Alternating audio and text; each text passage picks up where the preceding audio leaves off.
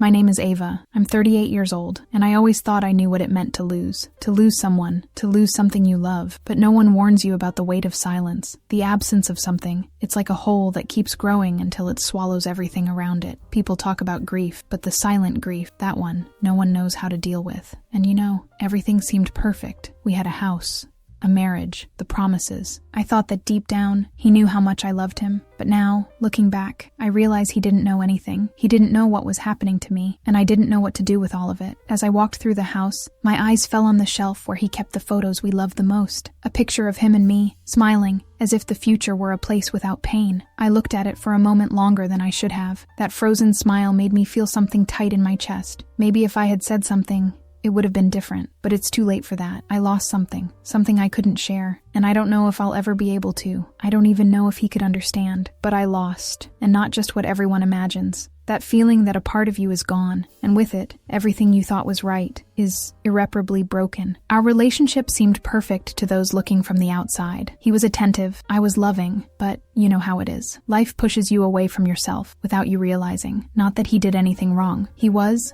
as he had always been, the man I married. But then, with the loss, it was like an invisible wall was built between us. The lack of communication was the first crack, but I didn't even notice until it was too late to try to fix it. Sometimes I wondered if he knew, if he realized that I was different, that I could no longer look him in the eyes without feeling the weight of the silence, as if all the love I had was a place where he could no longer enter. But I couldn't tell him, I couldn't say it. The smoke from the cigarette was the first relief. Not that it was the solution, but it was like finding something that temporarily erased everything that consumed me inside. Each drag was like a pressure valve. At least for a few minutes, the pain felt farther away. I could forget. I know, it's not the answer. It's not the right thing. But it's not easy to deal with the pain when you don't know where you're going, when you don't know what to do anymore. And deep down, I knew he started to notice. He's not stupid. He saw the changes, but he didn't know what to do with them. Neither did I. I was sinking into something I didn't want him to know, something I'd never told him. As always, I tried to keep everything silent, until the cigarette was the first to betray me. He asked what was happening to me, but the truth was something I didn't have the courage to say. He called me during the week, almost always. I would look at the phone, hesitate, and then put it back on the table. I didn't want to talk. I didn't want to say anything. I didn't want to talk about what was happening, about what I was feeling. The truth, deep down, is that I already knew what he was going to ask. I knew that at some point, he'd ask about the things that were silent between us, and I didn't have an answer. I couldn't tell him what was really going on, not without breaking into pieces everything that was still left. I closed my eyes and let the night fall over me. The cigarette burned between my fingers, but the feeling of emptiness didn't fade. I knew I couldn't go on like this, but I didn't know how to get out of this hole. I put out the cigarette and went to the bedroom. There, everything felt so big and so small at the same time. He wasn't there anymore, but his presence was still strong in the walls. I lay down on the bed, staring at the ceiling. The silence was getting more and more deafening. Does he still love me? I thought softly. Has he already forgotten me? I never told him. I could never tell him. I never even said what happened. And now,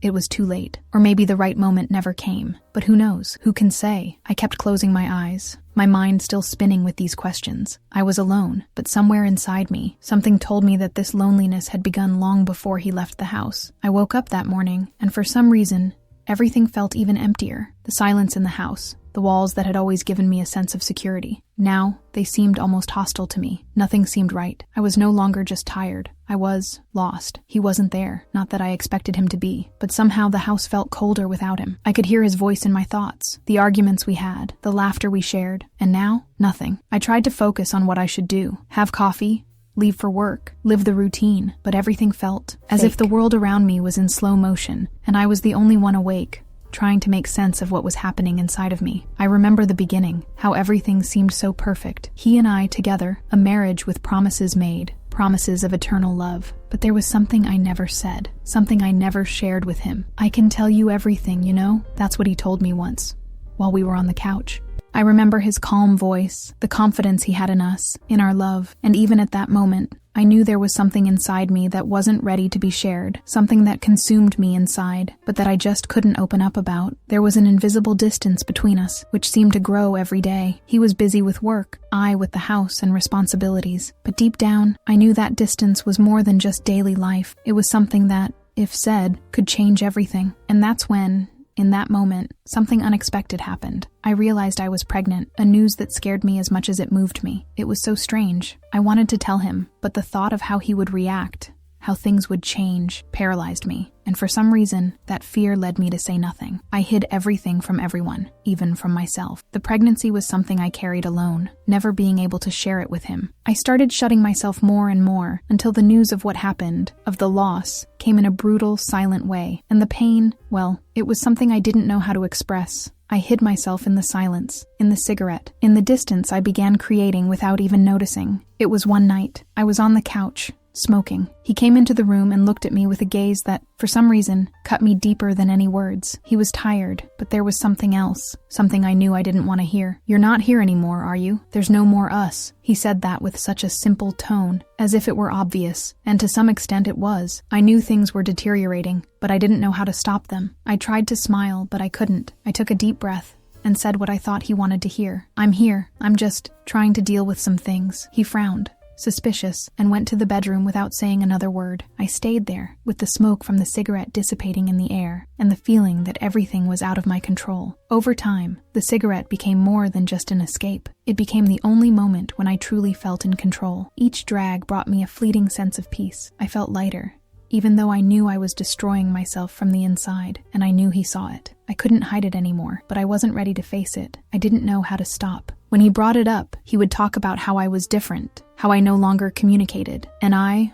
more and more, pulled away. The fear of talking about what consumed me stopped me from being honest, from opening my heart. That feeling of guilt began to grow, like a shadow following me, day after day. I knew I was destroying what we had, but I didn't know how to fix it. I didn't have the courage to reveal the truth, and the truth, well, was the only thing that truly hurt me. The silence between us only increased the pain. I could have been stronger. I could have said something. I shouldn't have lied to him. I shouldn't have pushed him away, but that's what I did. And now, it's too late. I knew he deserved to know the truth. I knew that, deep down, he felt the absence of something. But how do you explain something so big, so complex, that I didn't even know how to handle? How could I ask him to understand something that I myself couldn't comprehend? I woke up that morning, once again, with the feeling of being in an endless cycle. Each day seemed to drag more than the last. The pain, the guilt, and the fear were constant. I looked at myself in the mirror and tried to see something different, but I didn't see anything. I only saw a woman who was trying her best, but who was already so lost that she no longer knew what to do. I looked at the phone. His name was on the screen. He was calling me, but I didn't answer. I knew he was starting to notice. He knew something was wrong,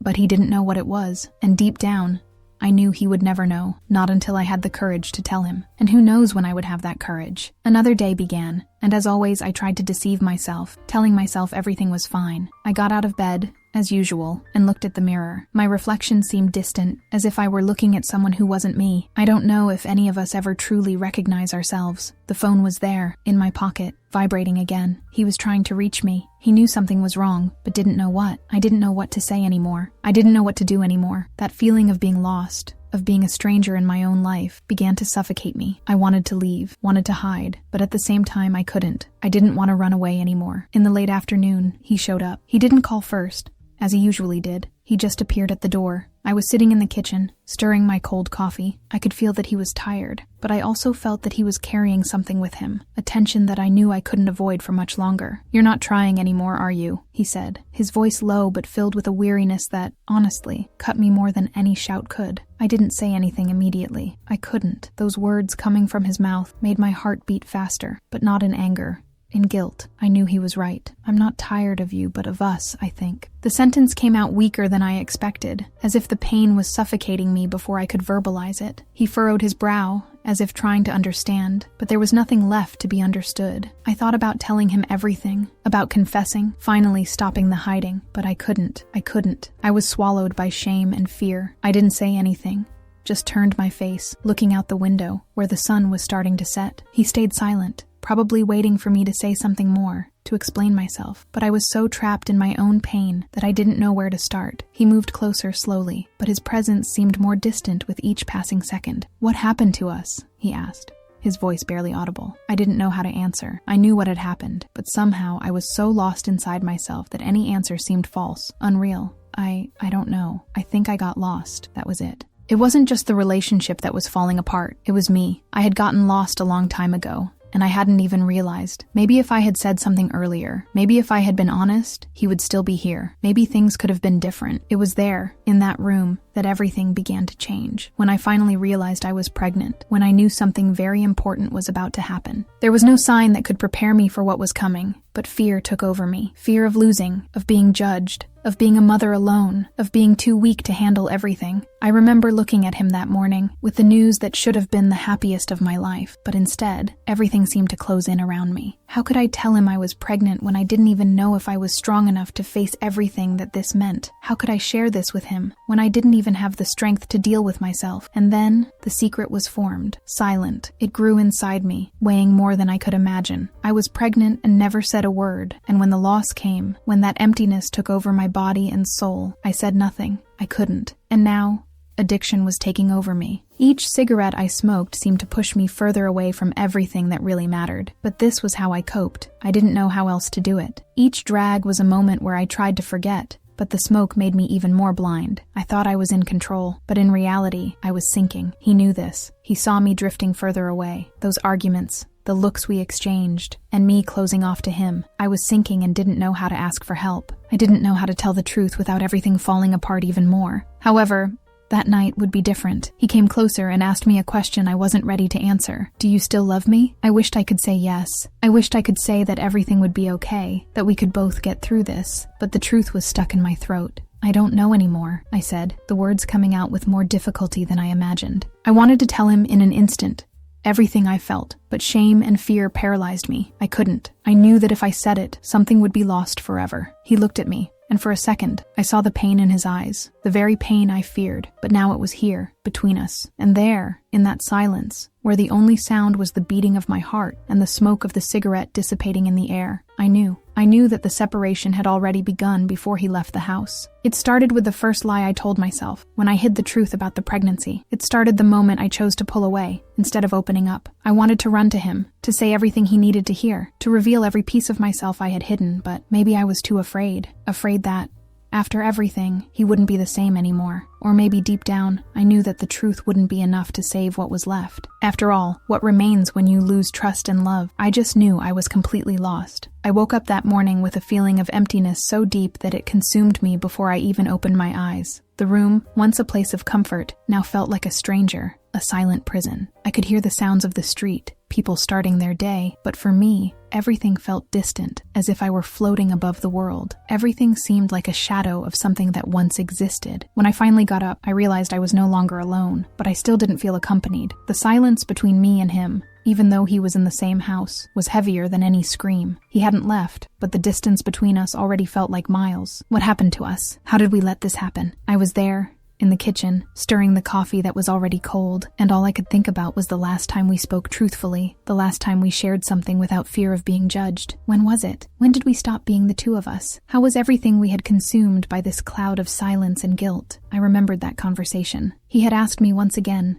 if I still loved him. I could never answer, because I didn't know what I felt anymore. Did I love him? Of course. There was so much weight inside me that it felt like I was loving a version of him that no longer existed. I saw myself trying to hold on to something that was already gone, while sinking into the pain of a secret I no longer knew how to carry. He appeared in the kitchen doorway, his face tired, his eyes dark, but this time he didn't say anything. He just looked at me, a vacant look, one that no longer held the hope it once did. He knew something was wrong, but he didn't know what. I don't know how we got here, he said, and the words echoed in my head like a painful truth. I wanted to scream. I wanted to say everything, but instead, I stayed silent. I pulled away, grabbing a cigarette from the pack, and went out to the balcony, where the morning chill seemed to cut through me with its icy breeze. The cigarette lit up, and once again, the smoke seemed to fill the emptiness inside me. I found myself back in that moment, weeks earlier, when I found out I was pregnant. The feeling was one of panic. I knew something was about to change, but I didn't know how to deal with it. Fear took over me. Fear of not being capable. Fear of being judged. Fear of failing. What if I'm not good enough? This thought hammered in my head every day. But the worst part was the fear of telling him. I knew he wanted to be a father, but was he ready for the reality of fatherhood next to someone as lost as me? I remember shutting myself off, building a wall. I simply couldn't tell him. I couldn't share with him what was happening, what I was feeling. And then, when the loss came, it swallowed me without warning, without a chance to turn back. I stayed silent for a while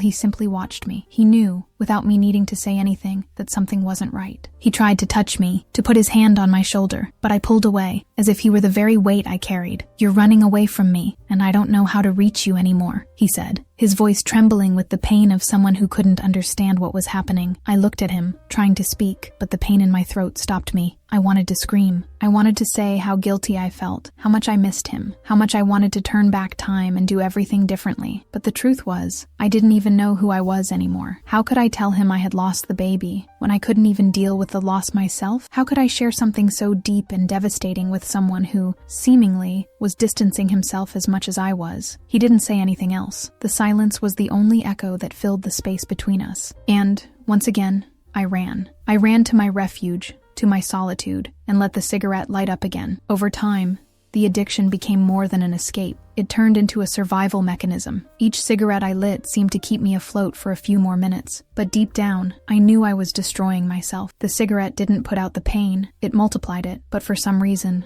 I couldn't stop. It was stronger than me. Each drag brought the feeling of temporary relief. But reality was always there, lurking. The loss, the secret, the guilt, all of it was inside me, and the cigarettes were making me believe I was dealing with it, but I wasn't. I was running away, and more, the truth was becoming unbearable. I was sitting on the balcony, looking at the city below, as if the world kept turning, even though I was paralyzed. He was inside, trying to understand what was happening, trying to reach me, but I couldn't, and I knew that he too no longer knew how to get to me. I can't do this alone, I thought, looking at the cigarette in my hand. But somewhere deep inside me, I knew he couldn't do it for me. I needed to be honest. I needed to face my own fear. I needed to look at the truth that was destroying me from the inside. But at that moment, I was scared. Scared of what would happen when I finally told the truth. Scared of losing him. Scared of losing myself even more. I put out the cigarette and went back inside, determined to face at least the reality of my own emptiness. I knew that the only way out of this spiral was to face what was happening. But when I saw him there,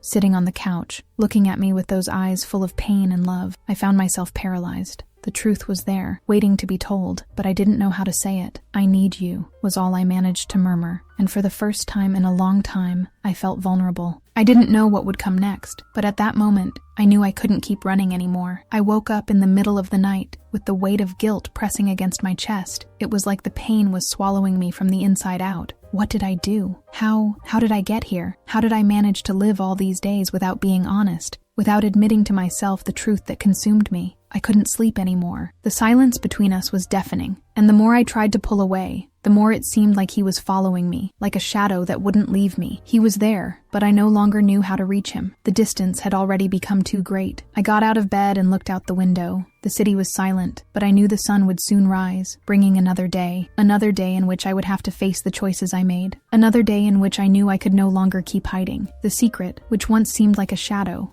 was now becoming a prison, and I no longer knew how to live with it. I found myself in front of the mirror again, but this time something was different. I no longer recognized the woman looking back at me. Where was the woman who loved life, who believed in the promises we made to each other? How could I hide this from him? How could I carry this weight for so long? I thought, while looking at my reflection. The truth, which had always been there, challenging me to face it, now seemed to be the only way out of this dark hole where I found myself. But at the same time, I was afraid it would crush me. The loss of the baby, the decision not to tell, all of this came together in a ball of pain in my chest. How could I have been so blind, so selfish? How could I have let silence and fear control me for so long? He appeared in the doorway of the bedroom, silently, as if he was waiting for me to speak. I saw him there, standing, with tired and sad eyes. What did he want from me? What was he expecting to hear? "I can't keep living like this. You know that, right?" he said, breaking the silence. The pain in his voice was like a punch in the stomach. He was there, waiting for me, but I still didn't know how to give him the truth. I looked at him, feeling the words stuck in my throat. What would I say? How would I say it? I knew he deserved to hear everything, but what about me? Was I strong enough to bear the consequences of my lies? I don't know who I am anymore. I don't know what happened to me. I got lost, I said.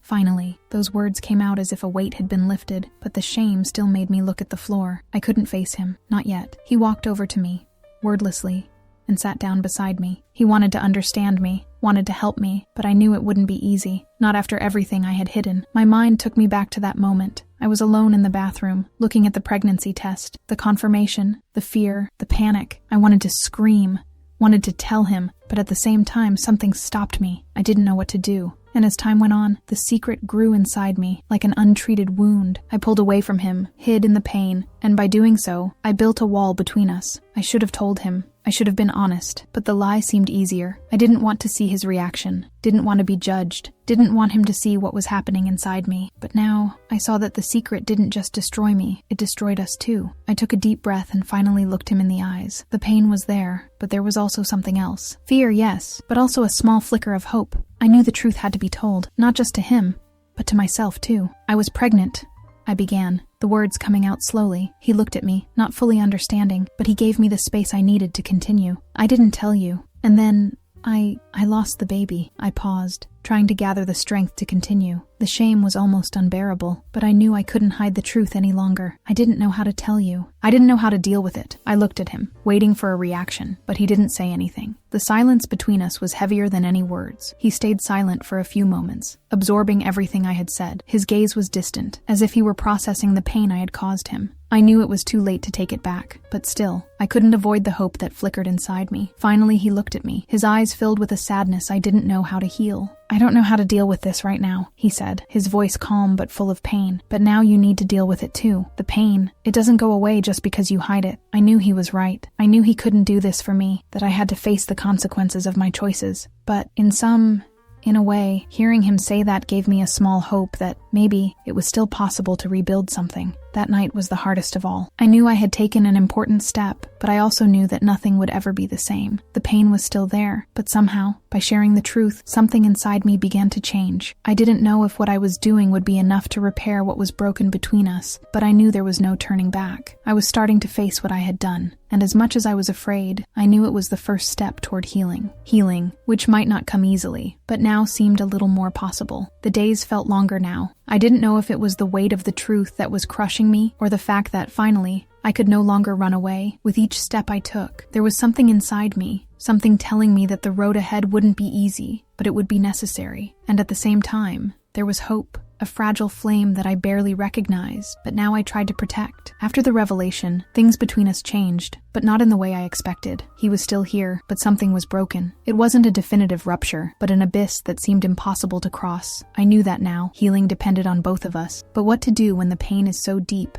that even words seem too small? He didn't hate me. I knew that, but in his eyes, I saw a sadness that seemed more like an accusation than understanding. He still wasn't sure how to process everything I had told him, and I couldn't blame him. I was a mess myself. I don't know how to process all of this, he said that night. He was sitting at the kitchen table, staring at the coffee that was already cold, as if trying to find some clarity at the bottom of that cup. You kept this to yourself for so long, and now I have to deal with this too? I wanted to respond, but the words escaped me. I felt like there was so much more he still didn't understand, but he didn't know how to deal with it either. His pain was obvious, and on a deep level, I knew I had caused it. I didn't know what to expect. Was he angry? Sad? I didn't even know what it meant to love someone anymore, when everything was so wrapped in lies and fear. I hadn't faced it. How could I ask for forgiveness for something I didn't even fully understand myself? I remember how I felt when I realized I was pregnant. There was no joy in that moment, only fear. Fear of being judged. Fear of him looking at me with disapproval. Fear of failing. Fear of not being capable. I thought that if I were honest, he would see what I feared. And what consumed me the most was the idea that maybe he wouldn't want to be with me anymore. And so, I pulled away. I closed the door on him, without even knowing what I was doing. I repeatedly told myself that everything would be fine, that I could handle it alone, but I didn't know. I didn't even know what was happening inside me. And then, the loss happened, and I followed it, carrying that silence all this time. I knew the healing wouldn't come quickly, but something inside me told me that I needed to start with small steps, with gestures of truth, healing, and self-understanding. I needed to stop hiding, and maybe, by doing so, he could also begin to process what had happened. I decided to seek help. I didn't know exactly what I wanted, but I knew I couldn't do this alone. The therapist I found suggested individual sessions to work through the grief, the addiction, and the pain of the past. I didn't know if it would work, but I decided to try. I needed to rediscover myself. He asked me once, in that first session, if I saw myself in a place where things could improve. I thought for a while and finally said, I see myself trying to rebuild. I don't know if it will work, but I know I need to try. It was the beginning, and although the pain was still there was a strange sense of relief in admitting that I needed help. The conversation with him later wasn't easy. He was trying to process everything, and I was trying to find a way to express the pain I had kept hidden for so long. Frustration and anger were still in the air, but there was also a seed of understanding there. I could feel it. "I know I'm asking a lot," I said, the words coming out with difficulty, "but I need you to understand me. I got lost, and out of fear, I hid. I can't change what happened, but I'm trying now, trying to be honest with you and with myself." He looked at me with an expression I couldn't read. There was no anger, but there was also no unconditional love we used to share. There was only silence, as if he were weighing his words before taking a step toward forgiveness. But I knew, deep down, that this process would take time, and I was willing to give it, no matter how long it took. I started to distance myself from cigarettes, one day at a time. It wasn't easy, but every morning I didn't light one. I felt a small victory, a step away from everything that had imprisoned me. I knew the addiction wasn't just about cigarettes. It was about the fear of feeling, of facing things. It was easier to sink into smoke than to deal with reality. "I can do this," I told myself, as I looked at the pack of cigarettes but didn't touch it. The craving was still there, but now I was starting to understand why I turned to it in the first place. The cigarette wasn't just an escape valve. It was the substitute for the pain I didn't know how to process. The road ahead wouldn't be easy. I knew that, but at least I was starting to take the first steps toward truth, healing, and forgiveness. And somehow, that small thread of hope that still existed within me seemed a little stronger now. I don't know what the future holds for us, but I know that finally, I started facing what I feared most, and that, in itself, was a kind of victory. The morning was clearer than usual. The sun was streaming through the window, lighting up the parts of the house that were always dark, and for a moment, it seemed like the world was beginning to fall into place. I was standing in the kitchen, making coffee. My hands trembled a bit, but it was a different kind of tremor, as if something inside me was opening up, even though I didn't fully understand what that meant. The days were still tough, but each morning without the cigarette, each step toward myself, gave me a lightness I hadn't felt in a long time. The recovery process wasn't fast. I knew that, but now at least, I was beginning to believe there was a way out of the maze I was in. I heard his footsteps in the living room. He was awake but hadn't left yet. I knew that, just like me, he was also trying to find his own rhythm. But he didn't talk about it. Not now. Maybe never. As I prepared the coffee, I found myself thinking about the weeks that had passed. How could I have let things go so far? I felt as if I had walked through a long, dark tunnel and was still trying to understand what had led me there. What had I kept inside? What made me choose silence, choose escape, choose to distance myself from everything I loved most? Why didn't I tell you? Why wasn't I honest with you? With myself? Fear. I got lost in fear. Fear of being weak, of not being good enough, fear of losing what we had, fear of failing. And in the midst of it all, the loss of the baby happened, and I didn't know how to process it all. How could I tell him? How could I look him in the eyes and tell the truth when I couldn't even face myself? I shut myself in a box, alone, thinking that if I kept everything to myself, maybe it wouldn't hurt so much. But what I didn't know was that by doing that, I was destroying myself. I was destroying both of us. He entered the kitchen, and for a moment, we stayed in silence. He looked at me but didn't say anything immediately. I could see the tension in his shoulders, as if he were preparing for something. I knew he wanted to speak, but he was hesitant too. What did he think? What did he feel now, after everything? I don't know what to do with all this, he finally said, his voice low but firm. I don't know if I can forgive you. I don't know if I can trust you again. I didn't expect this from you, but at the same time, I know this isn't about me. It's about you. I looked at him, and for a moment, the pain almost paralyzed me. I wanted to say so much, but the words got lost. What could I say to someone who was broken, waiting for something from me that I knew I couldn't give right away? I understand, I said, finally, my voice weak. I don't know if I can ask for the forgiveness you're waiting for. I don't know if I'm capable of that. I lost myself, and by doing that, I lost you too. He stayed silent for a while, his eyes passing over me as if trying to find some sign of who I really was now. I wished I could give him answers, but the answers were buried inside me, and I knew only time could reveal them. There was no ignoring the fact that we both needed to go through this process together, or maybe separately, each with our own pain, but still connected by the need to heal. The road to forgiveness,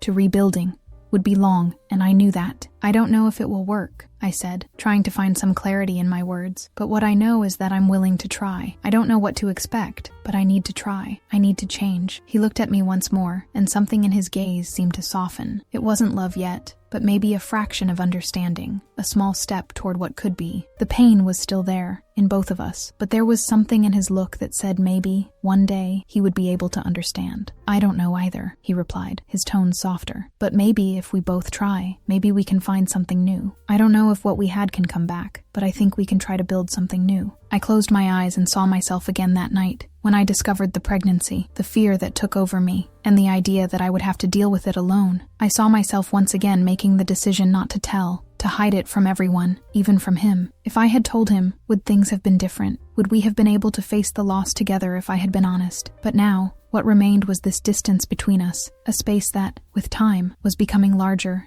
and larger. I knew nothing would ever be like it was before, but at least, maybe we could start over. Maybe, with the truth, with forgiveness, there would be a chance to rebuild. I picked up the coffee cup, but it was cold. I didn't mind. I was more interested in what was inside me, in what I still needed to face. The fear of not being enough, of failing again, still consumed me, but now there was something else, a kind of acceptance. I can start over, I said to myself quietly. I didn't know what the future held, but I knew I couldn't live in fear of what was behind me anymore. I needed to move forward, take small steps, one at a time. That night, the silence was different. It was deeper, but somehow less heavy. There was still a long way to go, but for the first time in a long time, I could see a little light at the end of the tunnel. And maybe, just maybe, that would be enough to begin. I was awake before the sun rose, as usual. The silence of the house felt heavier than ever. He was still asleep, but instead of feeling comforted by his presence, I felt the emptiness between us, an emptiness that even his touch couldn't fill. I knew that I had started a journey of healing, but I didn't know if it would be enough to erase the marks left by so many lies, silences, and fears. What was left of us? What could we be after everything that had happened? The coffee was ready, but the cup seemed colder than usual, even before I placed it on the table. I felt torn between who I wanted to be and who I still feared I might be. I wanted to be the woman who could rebuild everything, but the fear of failing still haunted me, consumed me. He woke up and, as always, looked at me from a distance before coming closer. His gaze was still filled with doubt, but something had changed. He wasn't as closed off as before, but he wasn't completely open either. Trust doesn't rebuild overnight, and we both knew that. I know we're trying, he began, his voice low, but without the weight of accusation it once held. But sometimes, I feel like we're just pretending it will work, that somehow what happened will disappear. I looked at him, trying to find words that didn't seem enough. I wanted to say that it was impossible to erase what we had done, what we had caused. But I also wanted to say that maybe if we both truly tried, we could rebuild something different, something that was real. I don't know how to pretend everything is fine, I finally said, my voice faltering. I know you don't trust me anymore. And as much as I want things to go back to the way they were, I know that will never be possible. There was a heavy silence between us, but somehow it didn't feel like the end. It was more like the first real step to finally face the pain head on, without masks, without lies. I wanted him to look at me and see the woman I am now, the woman willing to start over, but I couldn't expect that from him right away. What is broken takes time to be restored. I knew there was something inside me that needed to change. The woman who looked back at me in the mirror, still marked by fear and guilt, was not who I wanted to be, and I was beginning to realize that in order for him to see me again, for him to see who I truly am, I first needed to see myself for real. I needed to stop hiding behind pain, addiction, and fear. What I feared most was that, in trying to win back his trust, I would lose myself again. Could I be honest with myself without destroying him even more? How could I rebuild trust when it breaks so easily? I thought about everything he had said about trying and about pretending. He was right. We were both trying, but we were trying the wrong way. We couldn't simply pretend things were as they were before, as if the loss and the secret hadn't left scars. We couldn't go back, but still, there was something that could be rebuilt. If we were both willing to face the difficulties, the pain, and, most importantly, the truth. He approached me, hesitant, but with a more determined step than in the previous days. We still didn't know how to deal with everything, but I could tell that the willingness to try was already a big step forward. The simple fact that he was facing me, without hiding the questions, without treating me like I was a stranger, meant more than any words spoken. "I'm still angry," he said, finally, as he tried to choose his words carefully. "Angry at myself for ignoring so many signs, and at you for keeping all of this. But I also feel pain, a pain I don't know how to deal with. I don't know if I can let myself forgive you right now." But he stopped, as if the weight of the sentence was heavier than he expected. "But maybe, if I can ever understand what happened, if I can see that you truly regret it, and are trying, maybe I can start believing that both of us can move forward." I took a deep breath, feeling a wave of relief and despair at the same time. He was still angry, and the pain was still there, but the door was ajar. He didn't hate me, he just needed time, and maybe that was enough to start. "I don't know what the future will bring," I said, looking at him, my eyes a little watery. "But what I can promise you is that I'll try. I'll try to heal. I'll try to be who you need me to be. And I hope that in the end, I'll be able to win back the trust I broke." He looked at me, and there were no ready answers. But something in his gaze, some kind of softness, told me that he was beginning to believe that maybe it was possible to try again. And maybe that was enough. Forgiveness wouldn't be easy. I knew that. And deep down, he knew it too. But at least, we were both willing to try. No longer as if we were just existing, but as if we were willing to face the pain, to rebuild what had been broken. One step at a time, without haste, without pressure. The journey ahead would be long. There were still many scars, many unspoken truths, many parts of us that needed healing.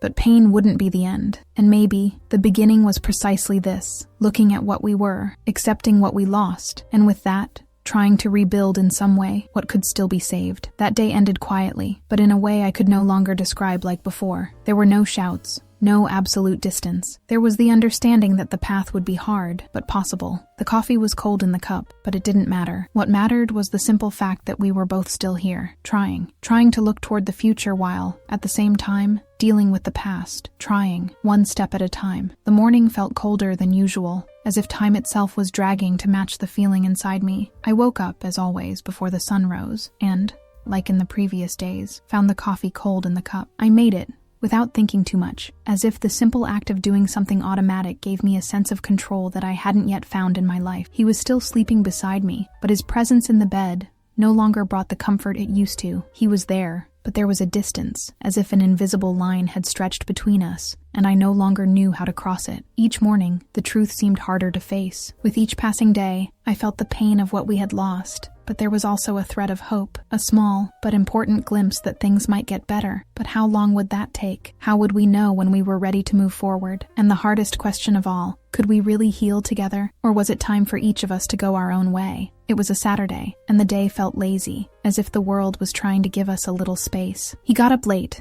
as he used to, but there was no rush in his movements. He went to the kitchen, found me there, and the first thing he did was look at me. Not with anger, but with the same silent pain that had been in his eyes for weeks. I didn't know what to say. I knew he wanted to speak, but the words were still held back, as if there was no right way for us to approach what tormented us. "I don't know what you're expecting from me," he said, his voice soft, but filled with a weight that was hard to carry. "I know you're trying, but sometimes I feel like we're just going in circles, like we can't get out of this place." I looked at him and didn't know what to respond. The truth was, he was right. We were trying, but there was still something between us, something preventing us from moving forward in a real way. "I just don't know how to make this work," I said, lowering my eyes, feeling the weight of my own frustration. "I know we're trying, but there's something in me that's still stuck. I don't know how to trust again, and I don't know how to ask you to trust me again." He stayed silent, as if my words had shaken something inside him too. I could feel that his pain was there, but there was a nuance of understanding in his gaze. Maybe, as hard as it was, he was starting to realize that it wouldn't be easy for either of us. There was still a part of me wondering what might have been if I had spoken from the start, if I had trusted him. Fear had blinded me for so long, and now I felt more lost than ever, trying to rebuild something that might never be what it was. I remember the day the baby was gone. There were no words to describe the pain, the frustration, the feeling of helplessness. But what hurt me more wasn't the loss. It was the secret, the fact that I hid it from him, that I was so selfish, so fearful, that I preferred to carry that pain alone rather than share it. I never imagined that the weight of the secret would destroy me as much as the loss itself. "I didn't tell you because I was afraid of losing you," I said to him, my voice almost imperceptible. "And now I see that I lost you anyway." He looked at me, as if the words, in some way, brought out more than just the pain of the loss of the baby. They brought the pain of the lie, of what I hadn't been able to say. He reached out, and for the first time in a long time, he touched my hand. It wasn't a touch of desperation, but a quiet gesture, as if he were trying to reach me. "I understand what you did, even though it's not easy," he replied, looking at me, "but we need more than anything to be honest with each other now. Only then can we rebuild." Those words pierced through me. Honesty. I knew he was right, but honesty also brought the pain of what was to come, the pain of looking into his eyes and seeing that the trust, which I once felt, was lost. But still, there was something there, something worth fighting for. Rebuilding trust would be slow. There were no shortcuts, no magic formulas. But something inside me, something I couldn't control, began to move. I needed to start at least with small gestures. Gestures that didn't mean empty promises, but actions that would prove I was willing to try. Trying not only for us, but for myself too. I looked at him and said, with a voice firmer than ever, "I don't know what the future will bring, but I will try." I will try to be who you need me to be, and I will try to be who I need to be for myself. Trust will return, but it will take time. I know that, but I won't give up." He looked at me for a moment, and before he could say anything, he simply nodded, as if he recognized the effort I was making. "I will try too," he said, "but it's a journey, not a race." And for the first time in a long time, I felt that the journey, though painful, was the only option. There was no longer a way to run. What was left was the effort, the commitment, and the patience to rebuild what we had lost. The day passed slowly, but at night, when we met again, the tension was lighter. The space between us was still wide, but there was more room to understand each other than before. We weren't whole, but we began to realize that maybe we could help each other heal. And in the end, the greatest lesson of all was this: we can't control what happens to us, but we can control how we respond to it. I didn't know where this journey would lead us, but at least we were trying to give ourselves a chance. I woke up later than usual, but not because of exhaustion. It was a strange feeling, as if the night had been long, but without a clear ending. When my eyes opened, the first thing I saw was the ceiling, the same view as always, but now it seemed strangely silent, as if it was inviting me to face the truth I had been avoiding. He was beside me, breathing softly, but, as always, the distance was there, not in space, but in feeling. Something between us had changed. But what? What was left for the two of us? I got up slowly, trying not to wake him. The house was silent, but inside me, there was a storm of thoughts. What were we trying to build? And more importantly, were we capable of rebuilding something real? He woke up while I was in the kitchen, making coffee. His expression was softer than in the previous days, but there was still something held back. He seemed to be processing everything, just like I was. But what were we really processing? "Are you okay?" he asked, his voice soft, almost as if he were trying to check if it was safe to talk. I looked at him, trying to find the words. What could I say that would truly be honest? What could I say that would truly express everything I was feeling, without the fear of being misunderstood? The truth was, even after all this time, I was still afraid to speak, to be misunderstood, afraid of failing once again. "I don't know," I said finally. "I feel like we're just beginning to understand what happened, but I also feel like we're drifting apart." He stayed silent for a moment, his eyes fixed on the coffee cup on the table, as if trying to find something there. Then, he looked at me, and for the first time, I saw a vulnerability in his eyes, a sense of deep weariness. "I don't know what we're doing either, but I know I can't keep shutting myself off. Not after everything." He took a deep breath and moved closer to me, placing his hand on mine. "I still love you, but that doesn't mean it's easy." I looked at him, feeling the weight of those words. Love now seemed something more complex, more laden with pain than before. But at the same time, there was something there I couldn't deny. He was still willing to try. And I wanted to try too. I saw myself again in the past, in moments when fear had blinded me, fear of being vulnerable, fear of not being enough. What I had, what I still carried, was a constant self-sabotage. The fear of losing what I loved made me run away, made me hide the pain, and that, in turn, destroyed trust. "I lost you when I needed you most," I said, the words coming out more than once before I truly realized what I was saying. "I never thought I could lose myself like this. I just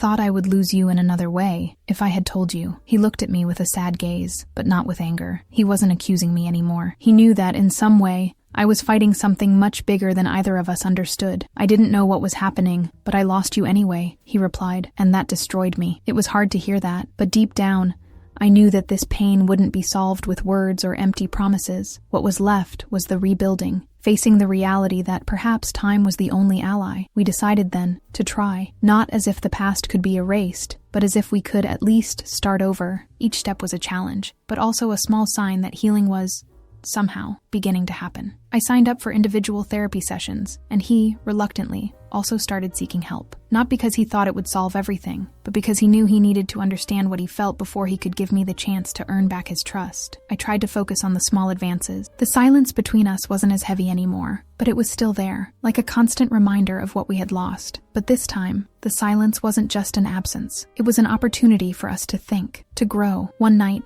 while we were having dinner together, he looked at me again, this time with a softer gaze. The tension was still there, but there was an increasing understanding between us. "Have you noticed that we're both afraid to trust?" he asked, his voice sincere. I looked at him, surprised by the question. But at the same time, I knew he was right. We were both afraid to take the next step. Afraid that if we truly gave ourselves to each other, the pain would return. "Yes," I said hesitantly. "I'm afraid you won't be able to forgive me, and that if I really give myself to you again, I'll lose you forever." He held my hand and squeezed it, as if reminding me that we were still here, trying. "I don't know what will happen, but I'm willing to try, to trust again, even if it takes time." That night ended in silence, but a lighter silence. We hadn't solved everything, not even close. But for the first time, I felt there was a chance that, maybe, the love that still existed between us could be enough to rebuild what was lost. I didn't know what the future held, but at least I knew I wasn't alone on this journey, and maybe, in the end, that would be enough to start over. The sun was setting, painting the sky orange and pink, but the house was still silent. It was a heavy silence, but no longer unbearable. The atmosphere between us had somehow softened, but there was still a palpable tension that couldn't be ignored. I knew the road ahead would be long, but, for a moment, the weight of the loneliness that had been following me felt a little lighter. He was in the living room,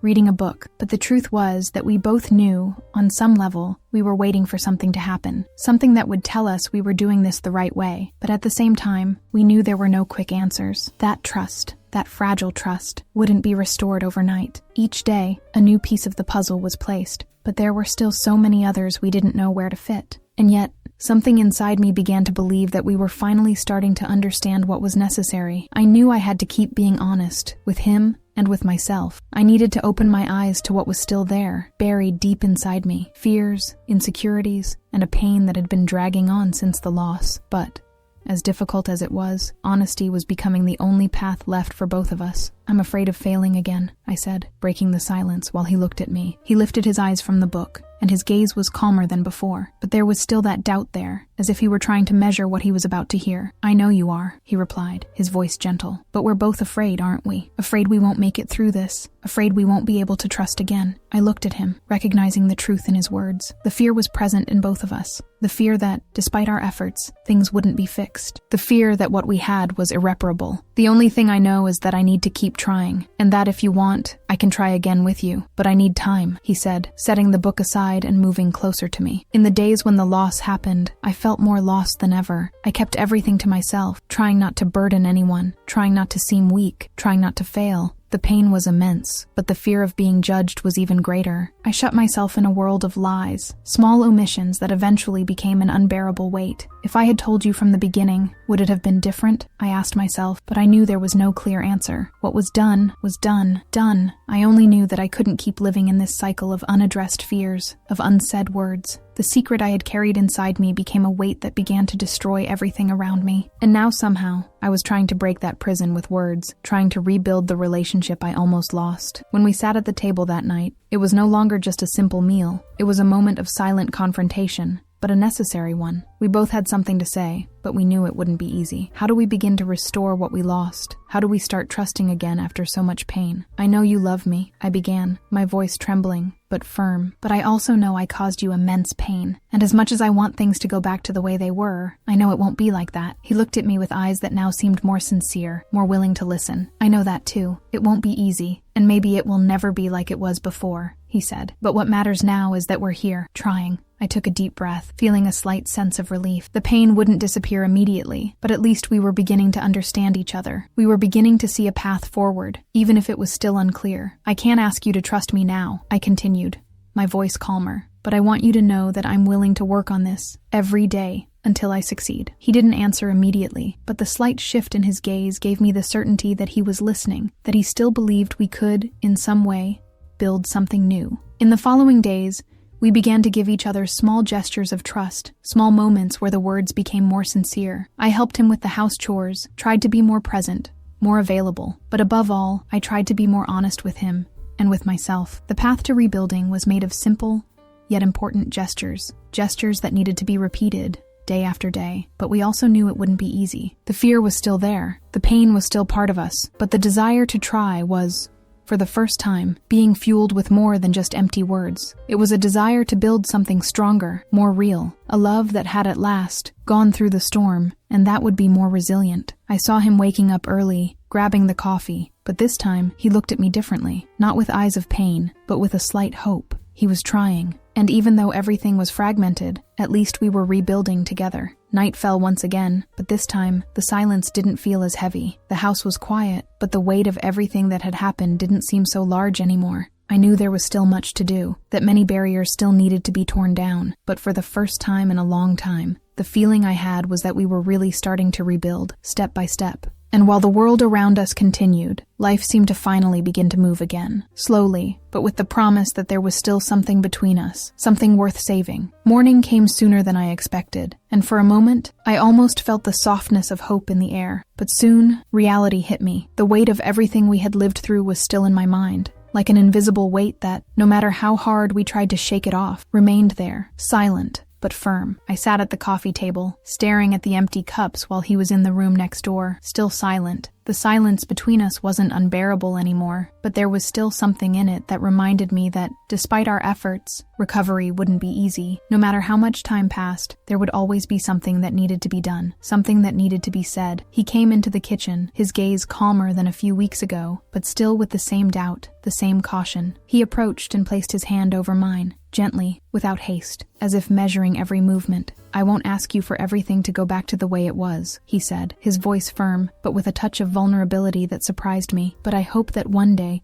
we can get to a place where trust isn't just a promise but a reality." I felt a lump in my throat. I didn't know if he was talking about us or about what he expected from himself, but somehow, the fact that he was already willing to think that way gave me a slight sense of relief. Maybe, just maybe, there was something concrete that we were building. I knew the fear was still there, hovering, surrounding us with every step we took. But the truth was, fear would never disappear all at once. It would be a shadow, and the two of us would need to learn to walk with it, without letting it paralyze us. I keep thinking, how could we really learn to trust again? I asked, my voice quieter than I would have liked. There was no ready answer to that, and that was the scariest part. He took a deep breath, as if searching for the right words. "I don't know if we can trust the way we did before. I think we're creating something new. Maybe that's the best. Instead of trying to go back to the past." Those words resonated within me. Maybe what we needed wasn't to return to a love that already existed, but to create a new one.